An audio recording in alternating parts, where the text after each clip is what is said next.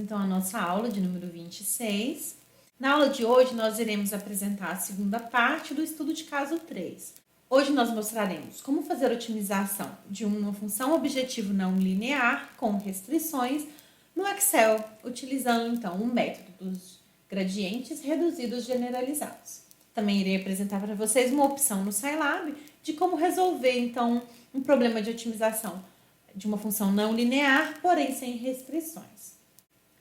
Relembrando então o nosso exemplo 27, nós desejamos então maximizar a produtividade de um pó, que é feito aí por secagem no spray dryer.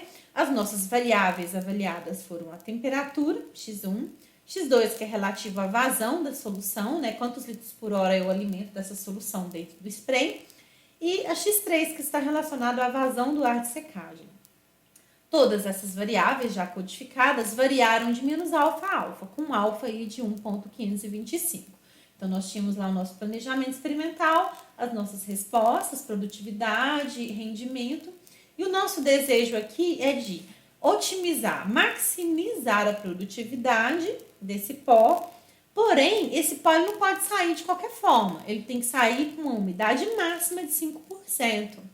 Para garantir, então, que esse material pode ser armazenado, sem criar problemas de, por exemplo, de empedramento ou aglomeração de partículas. Para isso, nós precisamos ter alguns conceitos a respeito da otimização.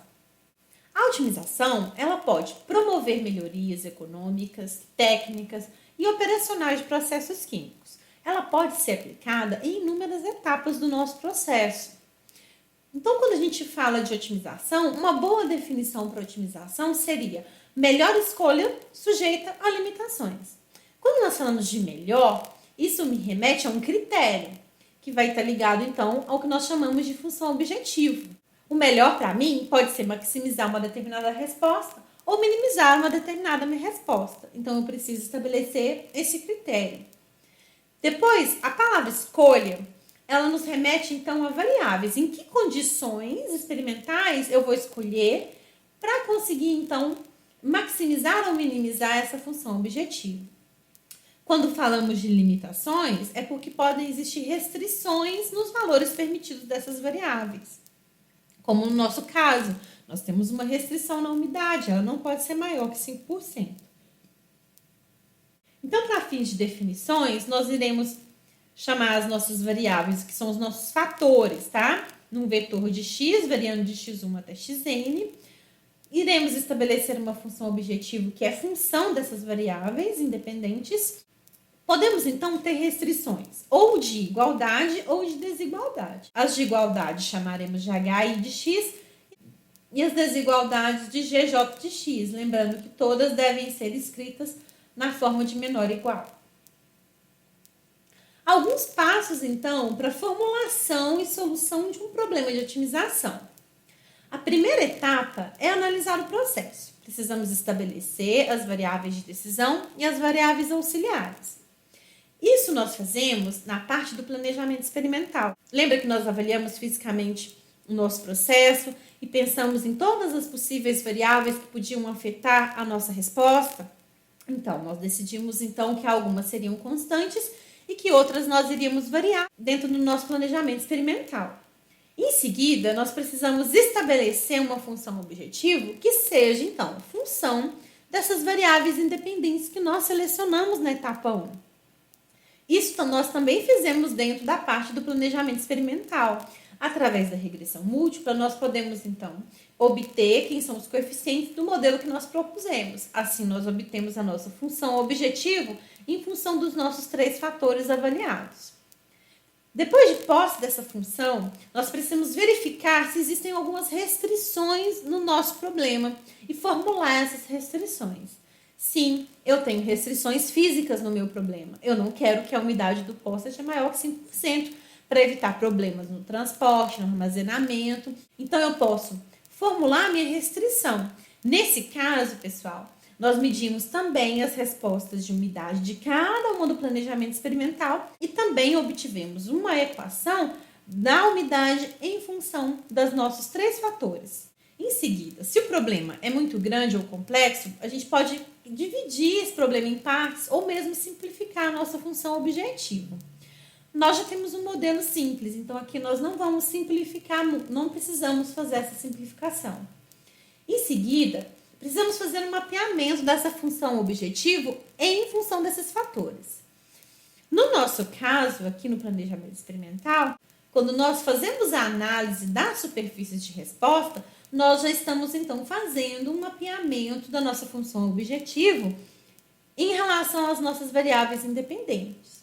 Em seguida, nós precisamos aplicar uma técnica de otimização que seja apropriada para o nosso tipo de problema. Mas para isso nós precisamos, então, saber avaliar e analisar qual é o nosso tipo de problema. No nosso caso, o nosso problema é um problema não linear. A nossa função objetivo é não linear, certo? Porque temos termos quadráticos de x1, x2 e x3 e termos de interação entre as variáveis. Sendo assim, nós vamos realizar uma otimização não linear restrita. Por quê? Porque o nosso problema tem restrições. Então, o que pode acontecer? Essa figura aqui, ela está aqui só para nos mostrar o que pode acontecer. Muitas vezes, o nosso problema físico, ele tem um comportamento muito variado em relação a x1 e x2, por exemplo. Tá? E aqui f está sendo a nossa função resposta. O que a gente pode observar? Eu tenho um máximo global aqui e tenho um mínimo global aqui. No entanto, eu tenho vários outros pontos, ó. Eu tenho máximos locais, certo? E tenho regiões de mínimo local também. Ok? Então, se eu fizesse uma busca aqui por derivadas, locais onde a primeira derivada é igual a zero, eu acharia vários pontos. No entanto, quando a gente, por exemplo, está trabalhando no planejamento, nós delimitamos uma região que nós chamamos de região viável. É aquela região, então, que nós fizemos o estudo no nosso planejamento experimental. Dentro dessa região viável, é a região onde eu conheço, é a região onde eu ajustei aquele modelo. Então, eu corro muito risco se eu começar a extrapolar regiões fora dessa região que eu delimitei. No nosso caso, então, o que pode acontecer? Dentro da nossa região viável, pode existir um máximo, pode existir um ponto de mínimo e pode existir ponto de cela dentro dessa região. Muitas vezes, dependendo do método que a gente escolher, se a gente escolher um método que é baseado na procura pela derivada, a gente pode, por exemplo, ficar preso num ponto de cela, que não vai me levar nem a máximo e nem a mínimo dentro dessa região viável. A forma padrão para a formulação de um problema de otimização restrito se dá pela minimização de uma função.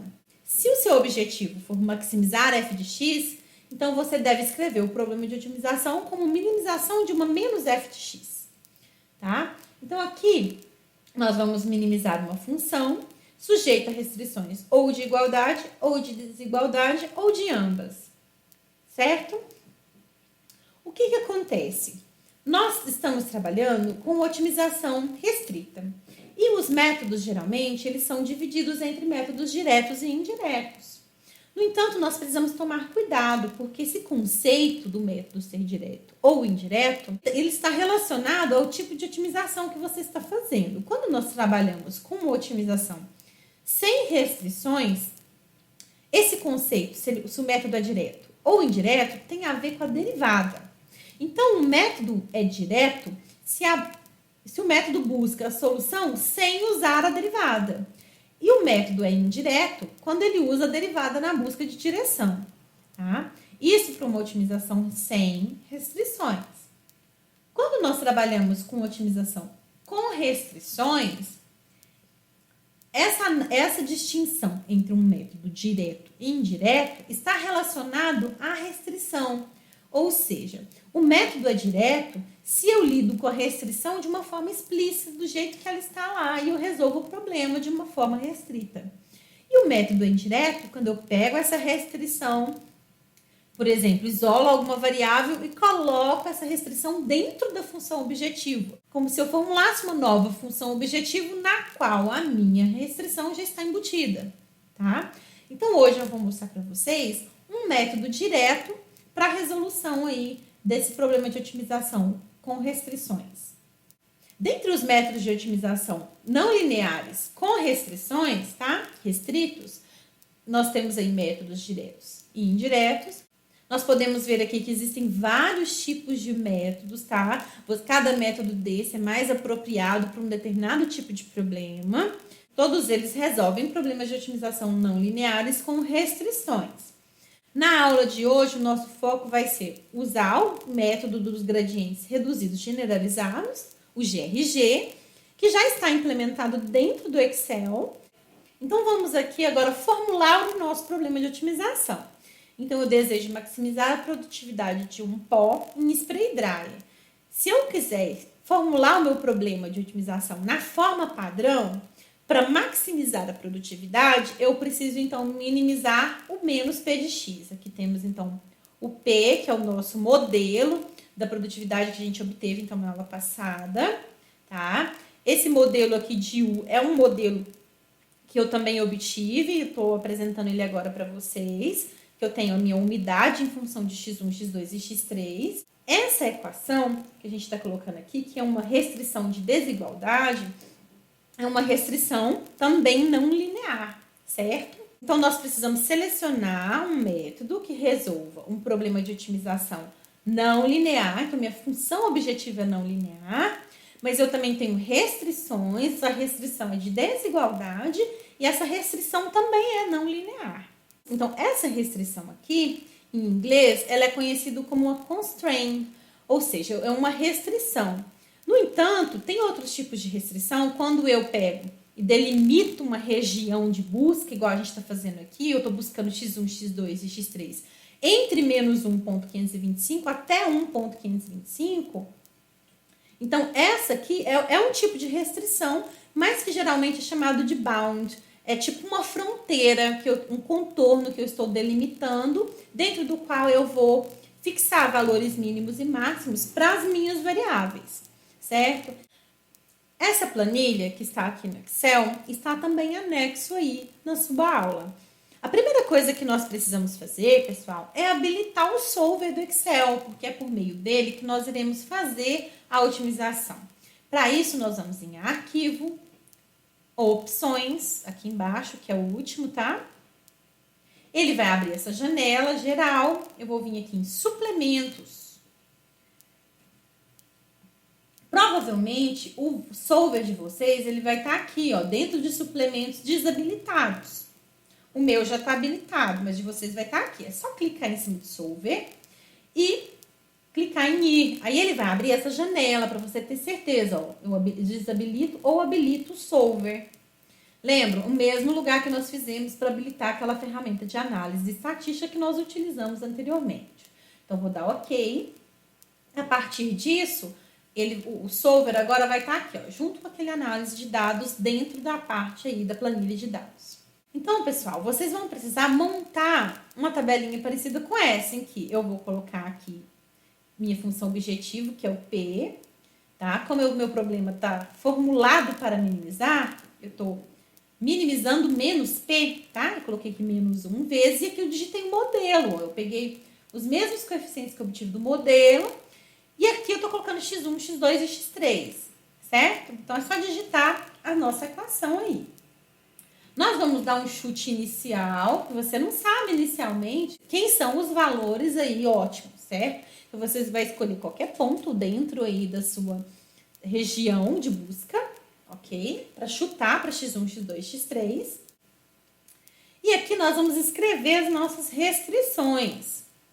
Então, dá uma olhadinha nessa equação aqui.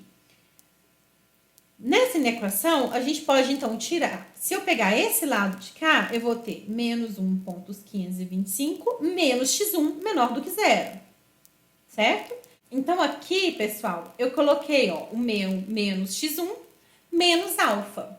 Certo? E se eu pegar, fiz, então, para as três variáveis. Se eu pegar essa parte daqui da minha restrição, eu vou ter o x1 menos 1.525 menor do que zero, que eu coloquei, então, aqui, ó, vendo? X1 menos o meu alfa, x2 menos o alfa, x3 menos o alfa. A minha restrição 7, ela é quem? Então, eu peguei a minha equação da umidade, tá? Joguei ela aqui em função do x1, x2 e x3. E eu sei que isso aqui tem que ser menor do que 5%, certo? Então, feito isso, que eu já digitei tudo aqui, agora nós podemos fazer a análise. Então, eu posso ir lá em dados, no solver. Ele abre, então, essa janela aqui. Então, eu vou clicar aqui, ó. Vou definir o meu objetivo. Então, minha função objetivo está nessa célula. Certo? Eu escrevi o problema na forma que eu estou minimizando o menos o P de X, que é o que eu coloquei nessa célula aqui. Certo? Então, eu cliquei aqui. Aqui eu vou definir quem são os meus fatores, as minhas variáveis x1, x2 e x3. E agora eu preciso colocar as restrições. Então, como que a gente vai clicar aqui em adicionar, tá? Essa primeira, ó, todas essas restrições de G1 a G6 foram escritas na forma de que é menor ou igual a zero, tá? Então, é só clicar na célula e colocar aqui menor ou igual a zero e adicionar. Clica na próxima, menor ou igual a zero. O G3, né, menor ou igual a zero. O G4, o G5 e também aqui o G6 menor ou igual a zero. Agora, o G7, ele é menor ou igual a 5, né, por cento, ok? Então, vou dar um ok. Coloquei todas as minhas restrições. Aqui, pessoal, quando a gente selecionar um método de solução. Então, aqui, o mais adequado para nós seria o GRG, que é para uma função objetivo não linear, com restrições, e a restrição ainda é não linear, tá? E agora tá tudo pronto, a gente pode simplesmente clicar no Solver. Então, eu vou pedir para vocês olhem para cá o que vai acontecer enquanto a gente pede o Solver. Eu clico no Solver. Então, nós podemos ver aqui que ele encontrou para mim quais são, então, as minhas condições experimentais em que eu consigo, então, chegar nessa produtividade máxima de 0,31 quilos por hora. Nós podemos observar que a umidade realmente, ó, ela ficou aí, tá? Abaixo dos 5%, como nós gostaríamos. Uma outra opção que a gente poderia, então, avaliar aqui e se por acaso, professora, em vez de fazer a umidade menor ou igual a 5%, eu trabalhasse no limite máximo de umidade, ou seja, se eu fizesse a umidade igual a 5%, então eu poderia vir aqui em dados, a Solver, e vou pegar essa restrição de desigualdade, vou alterar e vou colocar aqui igual a 5%. E vou dar OK. E vou pedir para rodar de novo. Olha que interessante. A gente conseguiu um valor, pouca coisa menor na produtividade, mas a umidade foi 5%. Mas olha para vocês verem o impacto que gerou na nossa variável x1. Ou seja, eu diminui bastante x1. Isso significa que eu consigo trabalhar com uma temperatura bem menor. E isso pode, por exemplo, impactar no meu consumo energético nessa operação de secagem.